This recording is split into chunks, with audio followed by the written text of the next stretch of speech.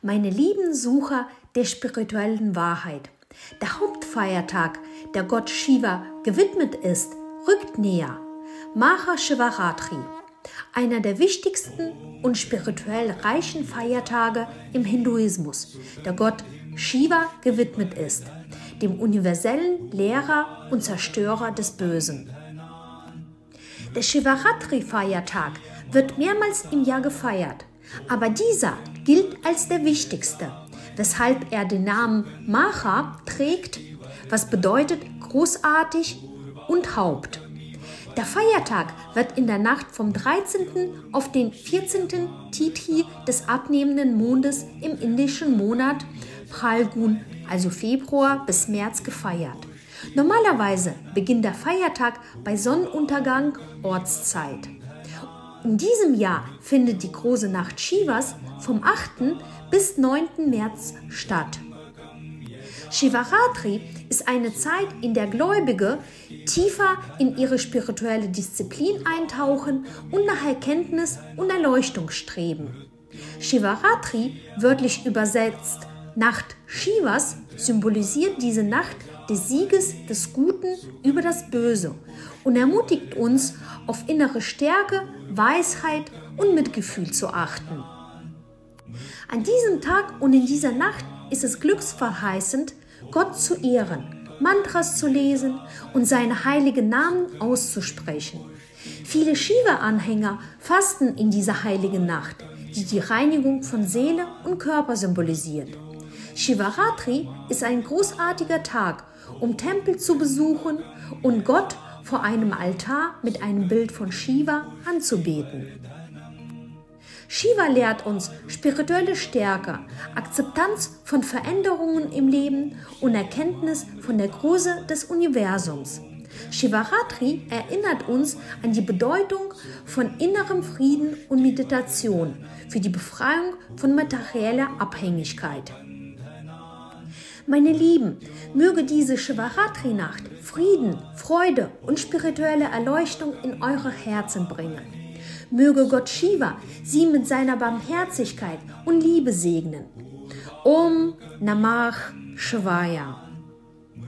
Es ist sehr hilfreich, diese Mantra für Shiva, die im Hintergrund abgespielt wird, in schwierigen Momenten des Lebens zu hören, in denen Sie dringend Hilfe von oben benötigen. Sie wird Ihnen mit Sicherheit helfen.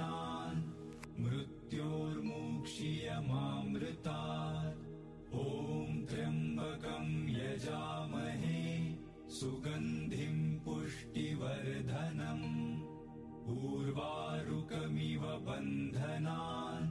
मृत्योर्मुक्षीयमामृतात् ॐ त्र्यम्बकं यजामहे सुगन्धिं पुष्टिवर्धनम् उर्वारुकमिव बन्धनान् मृत्योर्मुक्षीयमामृतात् ॐ त्र्यम्बकं यजामहे सुगन्धिं पुष्टिवर्धनम् उर्वारुकमिव बन्धनान् मृत्योर्मुक्षीयमामृतात् ॐ त्र्यम्बकं यजामहे सुगन्धिं पुष्टिवर्धनम् उर्वारुकमिव बन्धनान् मृत्योर्मुक्षीयमामृतात् ॐ त्र्यम्बकं यजामहे सुगन्धिं पुष्टिवर्धनम्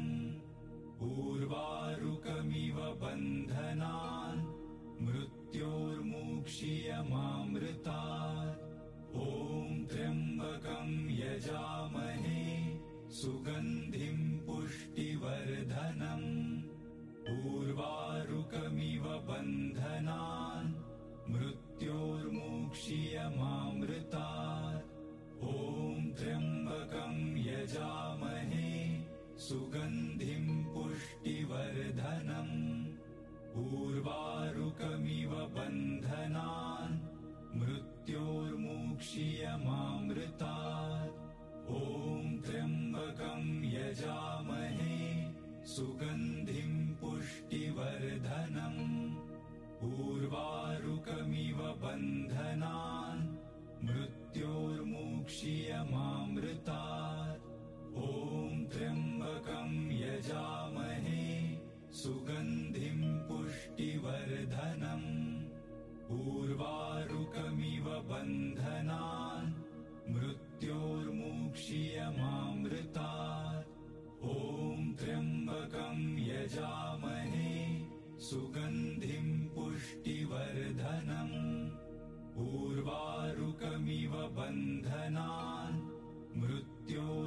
मृत्योर्मुक्षीयमामृतात् ॐ त्र्यम्बकं यजामहे सुगन्धिं पुष्टिवर्धनम् उर्वारुकमिव बन्धनान् मृत्योर्मुक्षीयमामृतात् ॐ त्र्यम्बकं यजामहे सुगन्धिं पुष्टिवर्धनम् उर्वारुकमिव बन्धनान् मृत्योर्मुक्षीयमामृतात् ॐ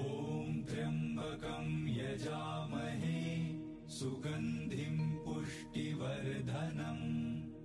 उर्वारुकमिव बन्धनान् मृत्योर्मुक्षीयमामृतात् ॐ त्र्यम्बकं यजामहे सुगन्धिं पुष्टिवर्धनम् उर्वारुकमिव बन्धनान् मृत्योर्मुक्षीयमामृतात् ॐ त्र्यम्बकं यजामहे सुगन्धिं पुष्टिवर्धनम् उर्वारुकमिव बन्धनान् मृत्योर्मुक्षीयमामृतात् ॐ त्र्यम्बकं यजामहे सुगन्धिं पुष्टिवर्धनम् उर्वारुकमिव बन्धनान् मृत्योर्मुक्षीयमामृतात् ॐ त्र्यम्बकं यजामहे सुगन्धिं पुष्टिवर्धनम् उर्वारुकमिव बन्धनान् मृत्योर्मुक्षीयमामृतात् ॐ त्र्यम्बकं यजामहे सुगन्धिं पुष्टिवर्धनम् उर्वारुकमिव बन्धनान् मृत्योर्मुक्षीयमामृतात् ॐ त्र्यम्बकं यजामहे सुगन्धिं पुष्टिवर्धनम् उर्वारुकमिव बन्धनान् मृत्योर्मुक्षीयमामृतात् ॐ त्र्यम्बकं यजामहे सुगन्धिं पुष्टिवर्धनम् उर्वारुकमिव बन्धनान् मृत्योर्मुक्षीयमामृतात् ॐ त्र्यम्बकं यजामहे सुगन्धिं पुष्टिवर्धनम् उर्वारुकमिव बन्धनान् मृत्योर्मुक्षीयमामृतात् ॐ त्र्यम्बकं यजामहे सुगन्धिं पुष्टिवर्धनम् उर्वारुकमिव बन्धनान् मृत्योर्मुक्षीयमामृतात् ॐ त्र्यम्बकं यजामहे सुगन्धिं पुष्टिवर्धनम् उर्वारुकमिव बन्धनान् मृत्योर्मुक्षीयमामृतात् ॐ त्र्यम्बकं यजामहे सुगन्धिं पुष्टिवर्धनम्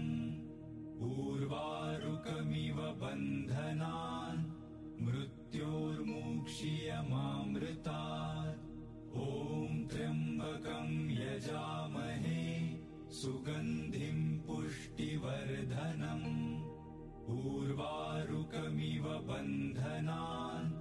मृत्योर्मुक्षीयमामृतात् ॐ त्र्यम्बकं यजामहे सुगन्धिं पुष्टिवर्धनम् उर्वारुकमिव बन्धनान् मृत्योर्मुक्षीयमामृतात् ॐ त्र्यम्बकं यजामहे सुगन्धिं पुष्टिवर्धनम् उर्वारुकमिव बन्धनान् मृत्योर्मुक्षीयमामृतात् ॐ त्र्यम्बकं यजामहे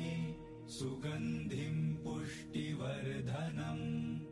उर्वारुकमिव बन्धनान्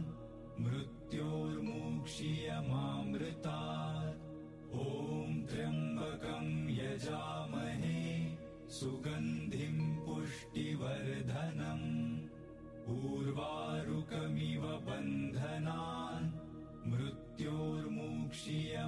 यजामहेऽमृतात् ॐ त्र्यम्बकं यजामहे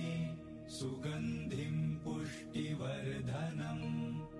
उर्वारुकमिव बन्धनान् मृत्योर्मुक्षीयमामृतात् ॐ त्र्यम्बकं यजामहे सुगन्धिं पुष्टिवर्धनम् उर्वारुकमिव बन्धनान् मृत्योर्मुक्षीयमामृतात् ॐ त्र्यम्बकं यजामहे सुगन्धिं पुष्टिवर्धनम् उर्वारुकमिव बन्धनान् मृत्योर्मुक्षीयमामृतात् ॐ त्र्यम्बकं यजामहे सुगन्धिं पुष्टिवर्धनम् उर्वारुकमिव बन्धनान् मृत्योर्मुक्षीयमामृतात् ॐ त्र्यम्बकं यजामहे सुगन्धिं पुष्टिवर्धनम् उर्वारुकमिव बन्धनान् मृत्योर्मुक्षीयमामृतात् ॐ त्र्यम्बकं यजामहे सुगन्धिं पुष्टिवर्धनम् उर्वारुकमिव बन्धनान् मृत्योर्मुक्षीयमामृतात् ॐ त्र्यम्बकं यजामहे सुगन्धिं पुष्टिवर्धनम् उर्वारुकमिव बन्धनान् मृत्योर्मुक्षीयमामृतात् ॐ त्र्यम्बकं यजामहे सुगन्धिं पुष्टिवर्धनम् उर्वारुकमिव बन्धनान् मृत्योर्मुक्षीयमामृतात् ॐ त्र्यम्बकं यजामहे सुगन्धिं पुष्टिवर्धनम् उर्वारुकमिव बन्धनान् मृत्योर्मुक्षीयमामृतात् ॐ त्र्यम्बकं यजामहे सुगन्धिं पुष्टिवर्धनम् उर्वारुकमिव बन्धनान् मृत्योर्मुक्षीयमामृतात् ॐ त्र्यम्बकं यजामहे सुगन्धिं पुष्टिवर्धनम् उर्वारुकमिव बन्धनान् मृत्योर्मुक्षीयमामृतात् ॐ त्र्यम्बकं यजामहे सुगन्धिं पुष्टिवर्धनम् उर्वारुकमिव बन्धनान् मृत्योर्मुक्षीयमामृतात् ॐ त्र्यम्बकं यजामहे सुगन्धिं पुष्टिवर्धनम् उर्वारुकमिव बन्धनान् मृत्योर्मुक्षीयमामृतात् ॐ त्र्यम्बकं यजामहे सुगन्धिं पुष्टिवर्धनम् उर्वारुकमिव बन्धनान् मृत्योर्मुक्षीयमामृतात् ॐ त्र्यम्बकं यजामहे सुगन्धिं पुष्टिवर्धनम् उर्वारुकमिव बन्धनान्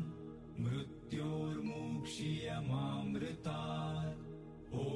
त्र्यम्बकं यजामहे सुगन्धिं पुष्टिवर्धनम् उर्वारुकमिव बन्धनान् मृत्योर्मुक्षीयमामृतात् ॐ त्र्यम्बकं यजामहे सुगन्धिं पुष्टिवर्धनम् उर्वारुकमिव बन्धनान् मृत्योर्मुक्षीयमामृतात् ॐ त्र्यम्बकं यजामहे सुगन्धिं पुष्टिवर्धनम् उर्वारुकमिव बन्धनान् मृत्योर्मुक्षीयमामृतात् ॐ त्र्यम्बकं यजामहे सुगन्धिं पुष्टिवर्धनम्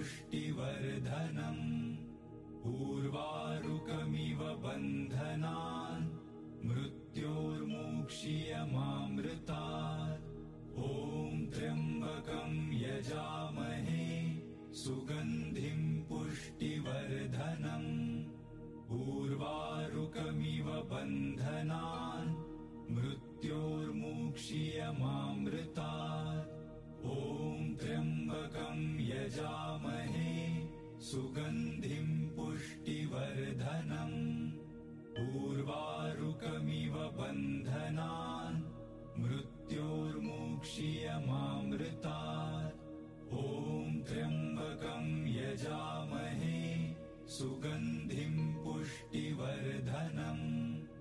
उर्वारुकमिव बन्धनान् मृत्योर्मुक्षीयमामृतात्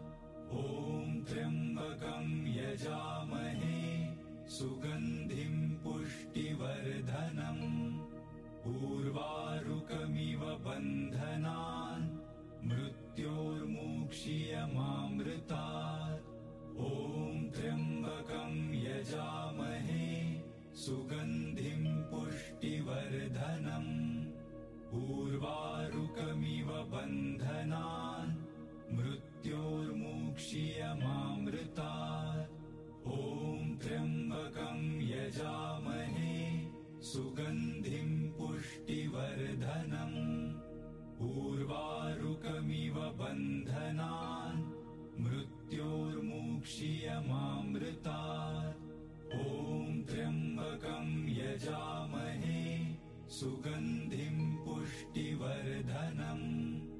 उर्वारुकमिव बन्धनान् मृत्योर्मुक्षीयमामृतात् ॐ त्र्यम्बकं यजामहे सुगन्धिं पुष्टिवर्धनम् उर्वारुकमिव बन्धनान् मृत्योर्मुक्षीयमामृतात् ॐ त्र्यम्बकं यजामहे सुगन्धिं पुष्टिवर्धनम् उर्वारुकमिव बन्धनान् मृत्योर्मुक्षीयमामृतात् ॐ त्र्यम्बकं यजामहे सुगन्धिं पुष्टिवर्धनम् उर्वारुकमिव बन्धनान् मृत्योर्मुक्षीयमामृतात् ॐ त्र्यम्बकं यजामहे सुगन्धिं पुष्टिवर्धनम् उर्वारुकमिव बन्धनान् मृत्योर्मुक्षीयमामृतात् ॐ त्र्यम्बकं यजामहे सुगन्धिं पुष्टिवर्धनम् उर्वारुकमिव बन्धनान् मृत्योर्मुक्षीयमामृतात् ॐ त्र्यम्बकं यजामहे सुगन्धिं पुष्टिवर्धनम् उर्वारुकमिव बन्धनान् मृत्योर्मुक्षीयमामृतात् ॐ त्र्यम्बकं यजामहे सुगन्धिं पुष्टिवर्धनम् उर्वारुकमिव बन्धनान् मृत्योर्मुक्षीयमामृतात् ॐ त्र्यम्बकं यजामहे सुगन्धिं पुष्टिवर्धनम् उर्वारुकमिव बन्धनान् मृत्योर्मुक्षीयमामृतात् ॐ त्र्यम्बकं यजामहे सुगन्धिं पुष्टिवर्धनम् उर्वारुकमिव बन्धनान् मृत्योर्मुक्षीयमामृतात् ॐ त्र्यम्बकं यजामहे सुगन्धिं पुष्टिवर्धनम् उर्वारुकमिव बन्धनान् मृत्योर्मुक्षीयमामृतात् ॐ त्र्यम्बकं यजामहे सुगन्धिं पुष्टिवर्धनम् उर्वारुकमिव बन्धनान् मृत्योर्मुक्षीयमामृतात् ॐ त्र्यम्बकं यजामहे सुगन्धिं पुष्टिवर्धनम् उर्वारुकमिव बन्धनान्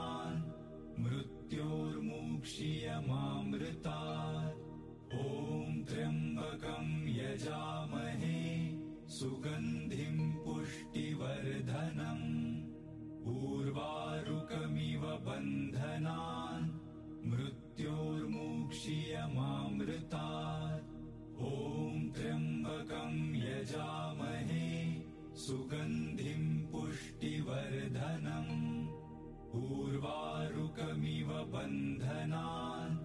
मृत्योर्मुक्षीयमामृतात् ॐ त्र्यम्बकं यजामहे सुगन्धिं पुष्टिवर्धनम् उर्वारुकमिव बन्धनान्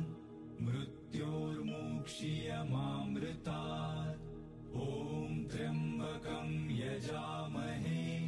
सुगन्धिं पुष्टिवर्धनम् उर्वारुकमिव बन्धनान्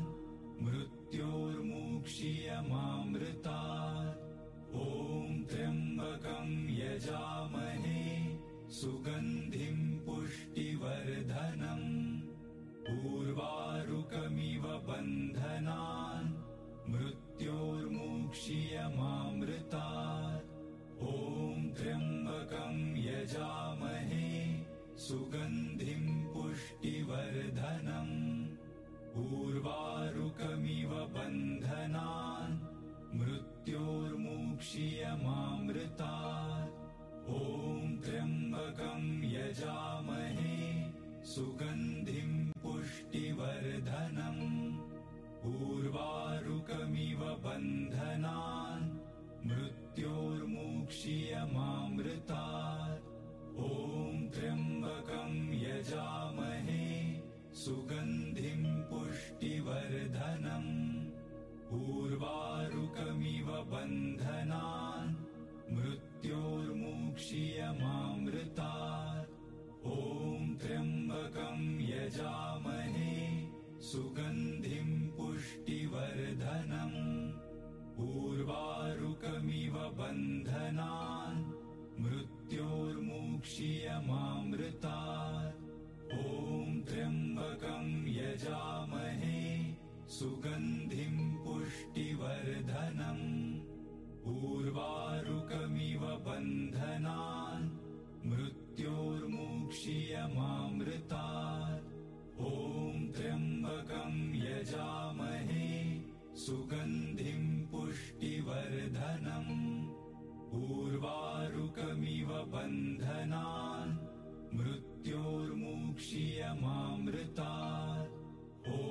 त्र्यम्बकं यजामहे सुगन्धिं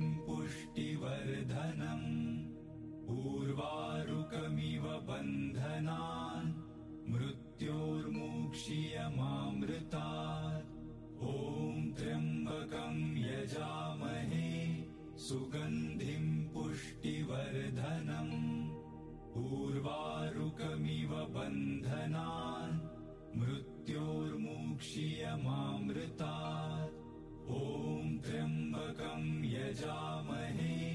सुगन्धिं पुष्टिवर्धनम् उर्वारुकमिव बन्धनान्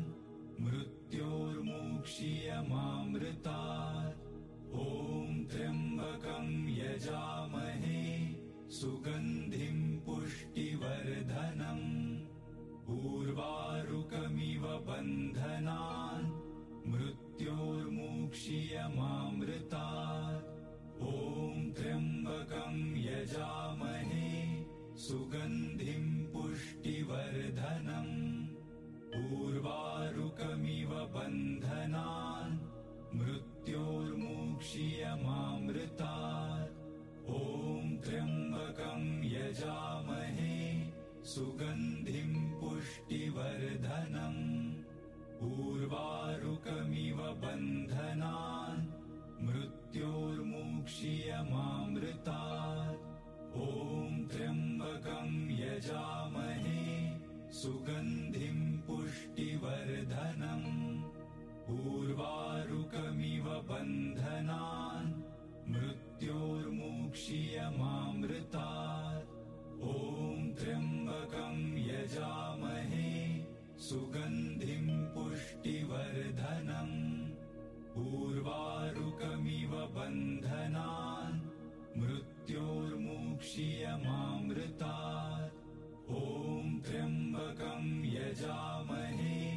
सुगन्धिं पुष्टिवर्धनम् उर्वारुकमिव बन्धनान् मृत्योर्मुक्षीयमामृतात्